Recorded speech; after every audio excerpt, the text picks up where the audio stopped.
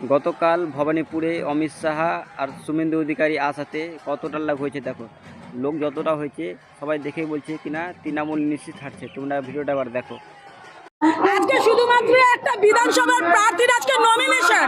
আপনার দেখে কি মনে হচ্ছে এটা নমিনেশন না একটা মুখ্যমন্ত্রীর শপথ গ্রহণ অধিবেশন বলে আপনার মনে হচ্ছে?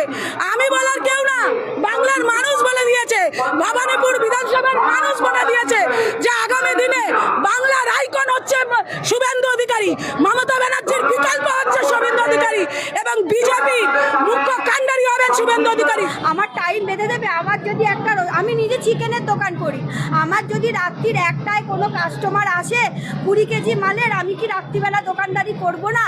তার জন্য 10টা ছেলে যদি আমাকে রেপ করে যায়, আমাকে অসম্মান করে, তাহলে উনি সেটা বলবে তোমার দোকানের ক্ষয়ক্ষতি দিয়ে দিচ্ছি। বিধানসভা ভোটে নিজের বিধানসভায় এক ভোটে জেতার কথা ভাবতে হচ্ছে, এর থেকে বড় পরাজয় আর কিছু হতে পারে না। ধন্যবাদ মুখ্যমন্ত্রী, আপনি আগামী দিনে পরাজিত বা প্রাক্তন মুখ্যমন্ত্রী হতে চলেছেন।